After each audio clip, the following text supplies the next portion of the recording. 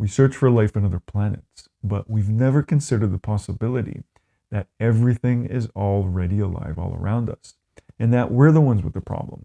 We are the ones who are in some type of situation that limits us and removes us from everything that's actually out there. Now, you might be thinking, this just can't be, because when we look out into space, all we see is empty planets and burning stars that don't look anything like us, at least as far as life is concerned. But that's exactly what it means to be locked away from something that's right in front of us. You see, right now, we're assuming our vision is compatible with outer space. We're assuming we have the ability to see what's out there. But just think about it. The spectrum of what we're able to see here on Earth, it's already so limited. But it's really only when we take a step outside the boundaries of Earth's atmosphere that something truly mind-blowing happens. Something changes, but we don't seem to even register that it's actually happening.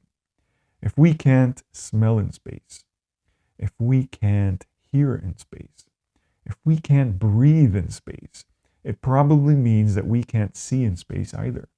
Yet somehow we believe that one of our senses can keep working perfectly while all the others shut down completely. The truth is that we're totally blind when it comes to outer space. But it's not just our vision, because any infrared or ultrasounds detectors or sensors, they don't seem to be helping either. But just because we're unable to detect something, it doesn't mean there's nothing actually out there. And I don't mean life on a distant planet somewhere. I mean life all around us, on each and every spinning sphere out there. So what is our planet going through that could be locking us away from the life that could be, at this very moment, flourishing all around us? There is a situation in nature where an organism is locked away under the impression that it's the only living thing in existence, as it receives its life from an outside source and it's wrapped in a salty fluid. Does that sound familiar? So let's do a little experiment here. Let's try and judge what's out there, not by what we see, but by what makes more sense. I mean, we think we're the only living planet, but have you noticed how the only living planet is getting its own life from an outside source? We keep saying, oh, when will we find life out there in the universe? But we're not even responsible for the life we have here. Really think about it for a second.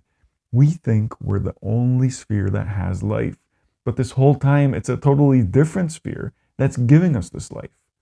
If a large sphere is giving life to a small sphere, you don't think there's a chance that the large sphere will also be alive to be in a position where it can pass on this life in the first place? But I get it. You're looking over at our sun and all you can see is fiery plasma that no one could ever live on. And you'd be right. But there's a very simple solution here. All we have to do is examine all the other situations where one thing is giving life to something else here on Earth, close to home. And what do we see in all other situations? When one thing is giving life to something else, the thing that is giving life is in many ways more alive. But more importantly, the thing that is receiving life is pretty much in all cases in isolation. The one that receives life will always experience this total and complete isolation from all the life that is teeming and beaming all around it. And guess what? It was made in isolation, so it's never experienced anything else. Have you noticed how our planet is in the exact same situation? We're looking for life on other planets, but it's like nature saying, I don't think so. You don't get to see any other living planets as long as you're getting your life from an outside source. You see, our planet is subject to the same restrictions and limitations that all other life dependents, for lack of a better term, are also subject to. Now, I don't know if you've noticed this, but every time we make a serious revelation about our place in the universe, we become just a little less special. We thought the sun revolved around us, but then we learned we weren't so special. We thought we were the center of our universe, but then we learned we weren't so special. Well, guess what? We still think the universe itself revolves around us.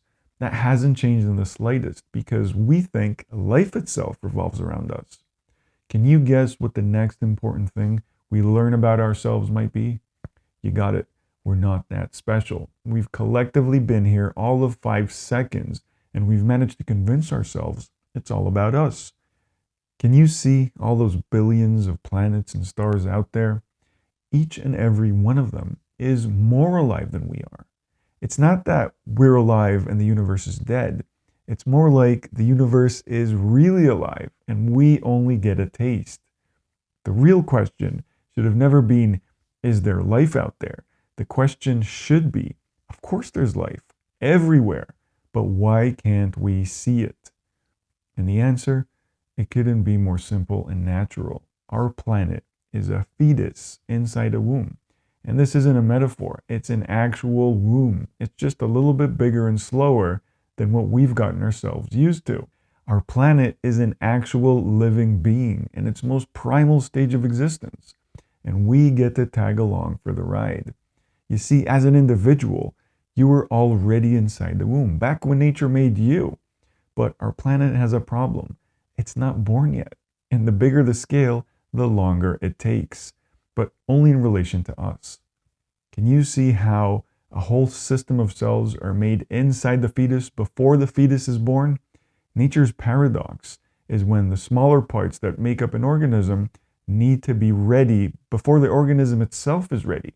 So we might be ready, we might be born, but as long as the thing that we belong to is getting its life from an outside source, it means we're going to be alive inside something that's not. Or not yet anyway. And this will dictate our whole reality, because as long as our planet is isolated, then so are we. But as a collective, not as individuals. So who are we in relation to our planet? Because if our planet is an actual fetus, then where did its arms and legs go? What happened to its eyes, ears, and nose? And more importantly, who are all of these other spheres all around it? All this and more in my next video, so be sure to tune in. This was a long one, I know, but if you've made it to this part of the video, then know that this information, it's for you. Know that each and every planet and star out there have people and animals walking on their surface at this very moment. And they've all gone through the exact same process as us. They all thought that they were the only ones who had life and everything around them was empty, until they realized that everyone around them was so much more alive than they were, and that they were only at the start of their journey. And you know what? The fact that we don't see any of it actually confirms it, because it fits perfectly with all the other signs or symptoms of what we call the womb. Look at it this way. If the people on any other planet out there that's in the same situation as us, if they would point their telescopes in our direction, for example, do you know what they would see? They would see an empty surface. Our planet Earth would look to them as empty and lifeless as all the other planets and stars all around them, because they would be isolated from all life in exactly the same way we are. And that's just the planets who are in the same situation or in the same developmental stage as us. The vast majority of planets and stars out there, they're going to be far past this point, and they're going to be enjoying a reality that's so much different to what we have here. We ask how our planet was created, but we've skipped over nature's favorite way of making it happen. So what do you think? Are you going to go to sleep tonight believing that we just happened onto an empty universe? Or will you go to sleep realizing we're not the first to go through this? Because getting your life from an outside source combined with isolation, this is nature's recipe for creation. And this recipe has a name. It's called the womb. It's called pregnancy. Can you imagine what life is going to be like beyond the planetary exit?